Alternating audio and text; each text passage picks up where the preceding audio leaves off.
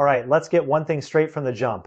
We are not even halfway through June yet, and our dearly beloved Euro boy has already dropped 3 massive, steaming, undisguised turds right on the floor of global affairs.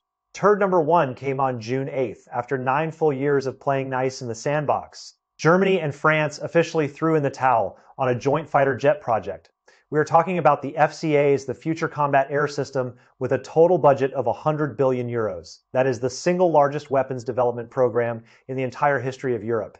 And they just walked away from it without a second thought. Without a single tear, without even a decent excuse that anyone could take seriously. 100 billion euros. Let me translate that into real money for my American audience. That is roughly 107 billion US dollars. Do you have any idea what that means? That is enough money to give every single person in the state of California a check for nearly 3,000 bucks, with pocket change left over for a nice steak dinner and a bottle of wine. And they flushed it, no drama, no mourning, no public outrage. Just a collective shrug and a mumble about strategic realignment and changing priorities. That alone tells you the rot inside their system is way deeper than any spreadsheet, any press release, or any carefully worded diplomatic statement will ever admit. Turd number 2 came on June 11th. The European Central Bank, for the first time since September of 2023, decided to raise interest rates. They bumped up all 3 of their key rates by 25 basis points. This is their first rate hike in over 2 years. And the timing is suspicious as hell, right? When the global economy is already wobbling on its heels and the United States is gearing up to make its own moves on trade and monetary policy, they are trying to get ahead of something, but honestly, it feels like they are just reacting as usual, like a dog chasing its own tail in a never-ending circle. Turd number 3 came on June 12th. The European Union's new migration and asylum pact officially went into effect. Let me spell it out in plain, simple, no-nonsense English. They are slamming the door shut on immigrants and refugees. If you want to get legitimate EU status and call yourself a real European from now on, good luck with that. The old days of just showing up on European soil, planting a flag saying, I am here, I am staying, and never leaving, those days are overdone. Finished. That gravy train has left the station, the engine is cold. The tracks have been ripped up, and the station master has gone home. 3 turds, 3 days, boom, boom, boom, like a bad taco night followed by a long-haul international flight with no bathroom breaks. Now, on the surface, these look like 3 separate messes. 1 military, 1 financial, 1 social. They seem to belong to different silos, different government ministries, different newspaper headlines. But when you step back and look at the big picture, they all scream the exact same thing. Euroboy is not just sick, he has got stage 4 cancer, and it has metastasized across every single organ, defense, money, welfare. Demographics, social cohesion, political stability, you name it, it is spreading like a malignant tumor through his entire body politic, and there is no chemo in sight, no radiation therapy, no miracle cure waiting in the wings, from national security to the value of his currency. From social welfare to population structure, from industrial policy to international credibility, nothing is spared. It is like watching a slow-motion train wreck. Except the train is also on fire, the brakes are gone, the conductor is asleep at the wheel, the tracks are washed out ahead. And the passengers are fighting over the last lifeboat, while the band keeps playing Nearer My God to Thee. And this is the same Euroboy who still struts around the world stage acting like he is the grand chess master on the Ukraine-Russia board, thinking he can dictate terms to Moscow, push Vladimir Putin around, draw red lines that actually mean something, and demand that Russia permanently withdraw from Ukrainian territory as if he has any leverage whatsoever. He is simultaneously pointing a greasy, unwashed, hypocritical finger at China and whining about overcapacity, unfair subsidies, market distortions, and dumping as if he has got any moral high ground left to stand on. He is lecturing the entire planet about rules-based order, climate responsibility, human rights, and democratic values, all while his own house is a dumpster fire. His own treasury is leaking like a sieve. His own factories are closing. His own citizens are losing faith in the very idea of European unity, and his own borders are a mess. He is calling for Russia to be permanently expelled from the European order, as if Putin gives a damn what Brussels thinks or says or threatens or sanctions. His own backyard is a war zone of political infighting, economic stagnation, demographic decline, and cultural tension. but he is out there telling everyone else how to arrange their furniture, how to run their economies, how to treat their minorities, and how to price their goods. It is pathetic. It is embarrassing. It is the kind of performance that would get you laughed off any serious global stage. Even the bystanders, the neutral observers, the global south, the so-called emerging markets, the non-aligned nations are cringing so hard they are pulling muscles and needing physical therapy. Let me sum it up for you in a little rhyme that has been bouncing around my head like a bad earworm that I cannot get rid of. Billions blown on vaporware. European morale is beyond repair, buying energy till they're broke, still running their mouths like they're the joke, dreaming of glory, but all they do is choke. So here's the $1 million question. And I mean that literally, because $1 million is about all this entire operation is worth right now. If even that, how did Euroboy drop all three of these turds at the same time? What is the common thread tying them together? Because when you look closely, these are not random coincidences. This is not bad luck. This is not a temporary setback that a change in leadership or a new treaty can fix. This is a structural, systemic, full-blown, multi-dimensional collapse, all hitting simultaneously like a perfect storm of incompetence, arrogance, denial, and wishful thinking. Hey everyone, it is your boy, back with another deep dive into the circus that is modern Europe. Today, we are breaking down Euroboy's little issues in excruciating detail. Hit that like button, subscribe, share this video with anyone who still thinks the European Union is a global superpower, and let us roll. Now let us start with the FCAS project. The Future Combat Air System, this thing was officially launched back in 2017 by France and Germany. Spain jumped on board in 2019, and they formally signed the agreement in June of that year. The original plan was ambitious as hell. I will give them that much credit. By 2040, they said they would have Europe's very own 6th-generation fighter jet, fully operational, mass-produced, and deployed across multiple national air forces. But that was not all. They wanted to build a whole integrated combat network, manned aircraft, unmanned drones, ground-based radar systems, early warning satellites, secure data links, advanced encryption, and a common command and control architecture all linked together into a seamless, interoperable, multi-domain combat ecosystem. They wanted to create what they called an air combat system of systems that would give them absolute dominance in future aerial warfare. They wanted to leapfrog the United States and China and become the undisputed kings of the sky, the masters of the high-tech battle space, the envy of every other air force on the planet. Now, the timing of this launch is juicy as hell. It happened the same year Donald Trump took office. The year he declared NATO obsolete and called Europe a bunch of freeloaders living under America's security blanket, he said, and I am paraphrasing here, "You guys are living better than us. You are spending less than us on defense as a percentage of GDP. You are running massive trade surpluses with us. You are exporting cars and wine and cheese while we import them, and we are paying for your protection. So pay up or get out, because the free ride is officially over." This was also right after Brexit. The United Kingdom had already voted to leave the European Union, and they were well into the process of walking out the door, taking their military capability, their intelligence assets, their diplomatic weight, and their veto power with them. That left Germany and France as the only big dogs left in the EU kennel, the only ones with enough heft, enough money, and enough ambition to actually project power or lead a major multinational initiative. And Emmanuel Macron, ever the opportunist, ever the grand visionary, saw crisis as leverage. He and Angela Merkel cooked up FCAs as a grand statement to the world. See, we do not need the Brits, we do not need the Americans. We can build our own future, our own weapons, our own strategic autonomy, and our own destiny. All by ourselves. Thank you very much. It was a power play wrapped in a PR campaign designed to boost their domestic standing, their international credibility, and their historical legacy all at the same time. Now, to be fair, the idea of a European superfighter had been floating around as early as 2001. Long before Donald Trump ever came down that golden escalator at Trump Tower, people had been talking about it for years, writing think tank papers, holding conferences, sketching concepts, but let us be honest, Trump's America First rhetoric, his demand that NATO allies pay their fair share, his willingness to actually threaten withdrawal from the alliance, and his general disregard for European sensibilities, all of that lit a fire under their collective backsides. It turned a PowerPoint fantasy, a talking point for defense ministers at cocktail parties, into a real, funded, time-bound project with actual budget lines and deadlines. So yeah, give Trump credit where it is due. He kicked the door open, shoved them through it, and they walked right through, straight into a brick wall that had been there all along, covered in ivy and good intentions. With 100 billion euros in the kitty, that is 107 billion US dollars. You would think these two industrial giants could pull it off without breaking a sweat.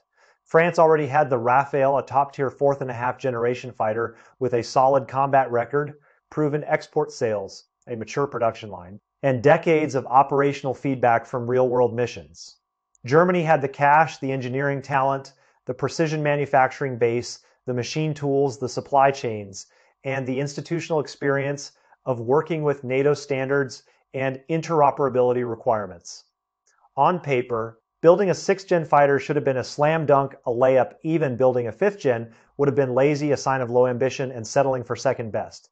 But 9 years later, zero, zilch, nada. Not even a single prototype that actually flies. Not even a mock-up that looks like it could fly. Not even a functional engine test on a test stand. World War II was fought and won in less time than these clowns wasted arguing over who gets the bigger slice of the pie, who gets the prime contractor role, who gets to sign off on the final design, and who gets the credit in the history books. So what the hell went wrong? Simple from day one. They had irreconcilable differences that were baked into the very foundation of the project. These were not minor disagreements that could be smoothed over with a few extra meetings or a compromise on the margins. These were fundamental existential conflicts about who leads, who pays, who benefits, who decides, and who takes the credit.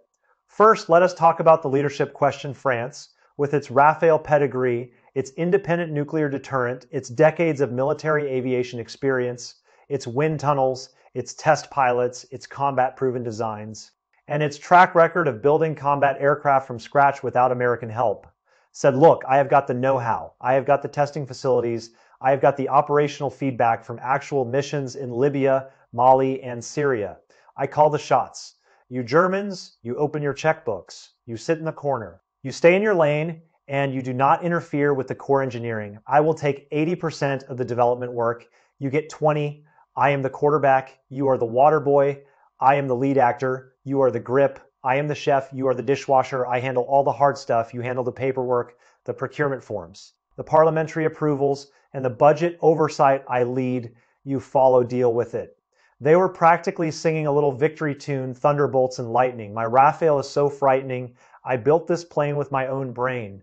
You just pay the lighting. I handle all the avionics, the weapons integration, the stealth coding, the flight control software. You handle the invoices. I lead, you follow, end of discussion. Germany naturally took offense. And I mean deep, visceral, institutional, and political offense. They are the economic engine of Europe. Their GDP dwarfs France's by a significant margin. They have poured billions of euros into this thing over the years, year after year, with little to show for it, and they are supposed to settle for a 20% cut. No way in hell. That is not just about money. That is about national pride, political credibility, domestic optics, and their standing within the European Union. If they go back to Berlin and tell their parliament, we gave France 80% of the action, we accepted a junior partner role, we are just the money bags, they would be crucified in the press, mocked by their own defense establishment, ridiculed by their own allies, and punished at the ballot box by voters who want to see Germany treated as an equal. So they demanded a 50-50 split, equal partners. No king, no pawns, no junior anything. We put in the cash, we get equal say in every single decision, from engine design to weapons integration to export policy to final assembly location. Now, France's argument has real merit. They have got the technical expertise, the test beds, the operational experience, the production facilities, and the proven track record. Germany's argument has real merit too. They have got the financial muscle, the political weight, the industrial base, and without their investment, the project does not even get off the ground. Both sides had legitimate defensible positions that any reasonable person could understand. But when both sides think they are 100% right, and neither will budge an inch, you get a stalemate, years of meetings, endless rounds of negotiations, consultants, mediators, facilitators, working groups, task forces, steering committees, ministerial summits, and presidential phone calls, and zero tangible progress. Not a single bolt turned, not a single line of code written, not a single test flight scheduled, not a single piece of metal cut, and it gets even worse. their strategic requirements are fundamentally different, like so different that they might as well be building two entirely different aircraft for two entirely different wars, fought in two entirely different theaters. With two entirely different sets of allies and enemies. France has nuclear weapons. France is a permanent member of the United Nations Security Council with veto power.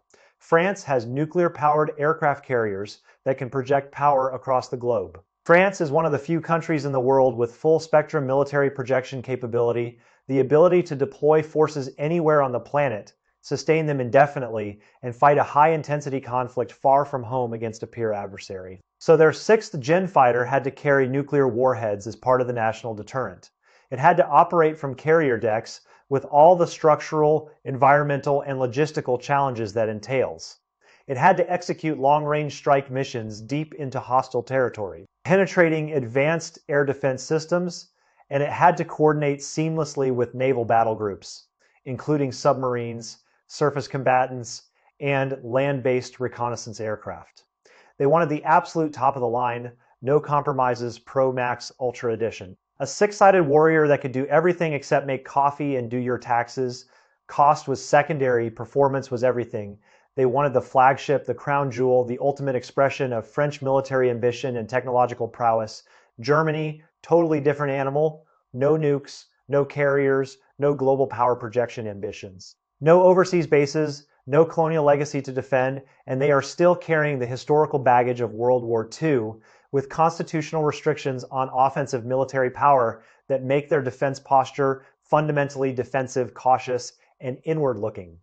They do not need a long-range bomber. They do not need carrier capability. They do not need nuclear delivery systems. They need a solid border guard, something to intercept Russian reconnaissance flights over the Baltic Sea, protect their airspace, and integrate smoothly with NATO's existing ground-based air defenses. They also wanted compatibility with their existing logistics, supply chains, spare parts inventories, and pilot training programs. Because building a whole new support infrastructure from scratch would be a financial and administrative nightmare that would take another decade and billions more euros. So France wants a Ferrari.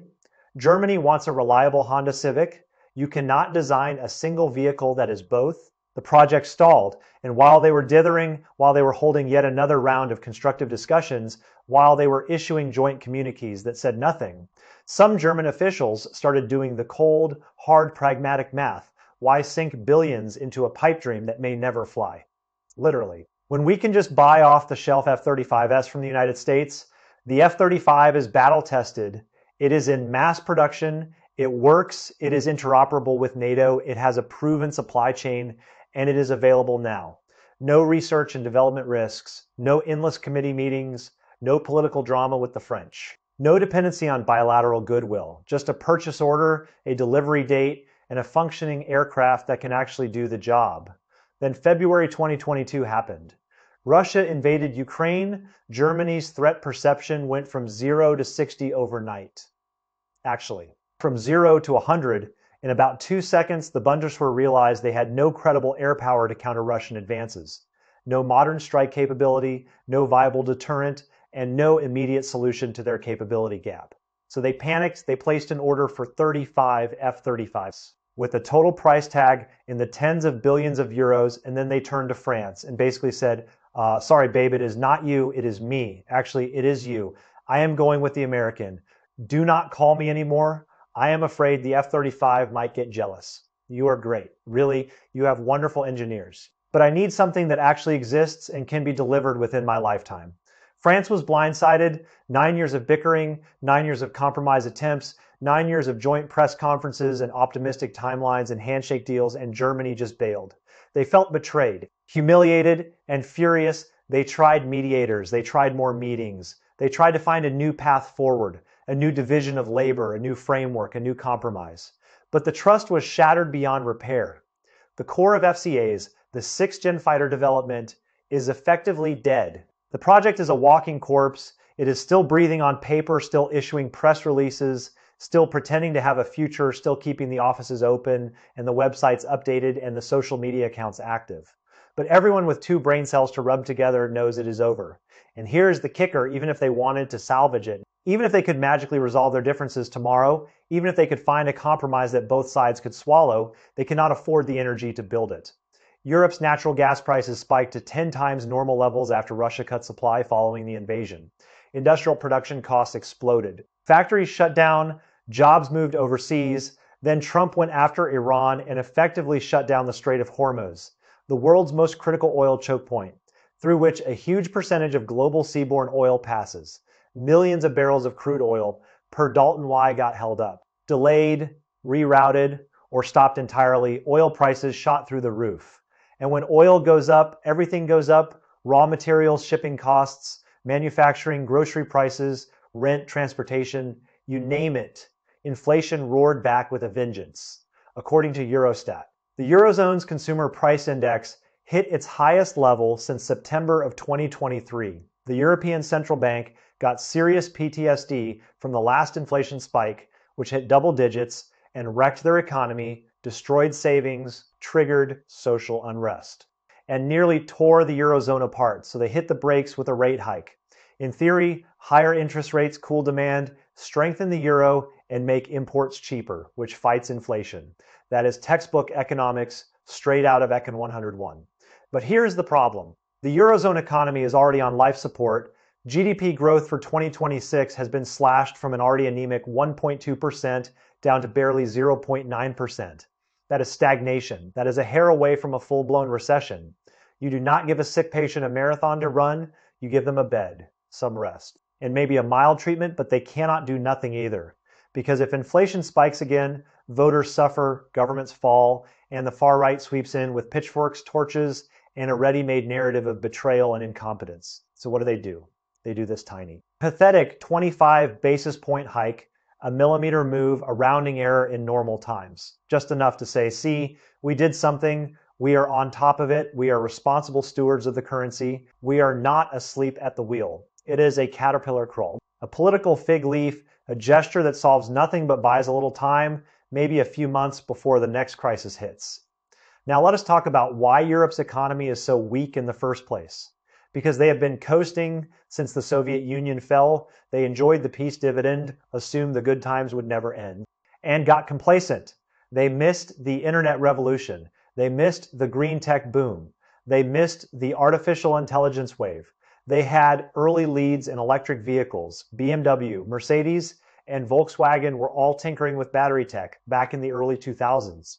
But they thought gasoline engines would last forever. They kept polishing their old school V8s, refining diesel technology, protecting their traditional supply chains, and lobbying against stricter emission standards, while Tesla, BYD, and CATL ate their lunch, captured the market, and built insurmountable scale and cost advantages. Now they are scrambling, but the market is already gone. The patents are already filed, and the factories are already built in other countries. Wages have been flat for a decade and a half, while prices have soared. The middle class is shrinking. People are angry. Trust in institutions is collapsing. And when people get angry, they need a scapegoat. Enter the refugees. After the Arab Spring, millions of people from the Middle East and North Africa poured into Europe. At first, they were welcomed with open arms, cheap labor to offset aging populations and prop up pension systems. But by 2023 alone, the European Union processed 1.14 million asylum applications. And that is just the official count. The real number, including undocumented border crossers, people who overstayed visas, those who disappeared into the underground economy, and those who were never registered at all, is much higher. Probably closer to 2 million or more. These people need housing, food, healthcare, education, and social welfare, all funded by taxpayers. They also bring cultural friction, religious clashes, language barriers, and crime spikes. Communities are on edge. Trust is shattered. The far right capitalized on this rage with surgical precision. They told voters, your life sucks because of refugees. They are taking your jobs, your benefits, your safety. They are changing your culture. They are making you a stranger in your own country. Vote for me and I will send them all back. Right? Wing parties are now mainstream, sitting in parliaments, even running governments in countries like Italy, the Netherlands, and parts of Scandinavia. They have gone from fringe to front page. So the new migration pact is their answer: tighten borders, set up deportation centers in third countries, and keep the problem out of Europe. It is controversial, it is messy, and it is probably ineffective, but it is all they have got. Now let us connect all the dots. The fighter jet project collapsed because Europe cannot agree on anything. The rate hike is a desperate move to save a currency they can barely prop up. The immigration crackdown is a blame-shifting exercise because the economy cannot support the people already inside. It is a closed-loop deindustrialization, geopolitical shocks, and internal dysfunction feeding off each other in a vicious cycle. Europe used to have Russian gas, American protection, and a steady flow of young migrants to keep the lights on. Now the gas pipelines are blown up, the security umbrella is fraying, and the migrants are fighting over crumbs. The ship is taking on water, the crew is at each other's throats, and the passengers are starting to jump overboard. This is not a great power, this is a slow motion car crash with no airbags. And if you cannot see it yet, you are not paying attention. All right? Folks, if you saw the same mess I did, hit that like, subscribe, and share this video with anyone who still thinks the EU has its act together. It really helps the channel. And as always, thanks for watching. I will catch you in the next one. Stay sharp, stay skeptical, and keep your eyes open.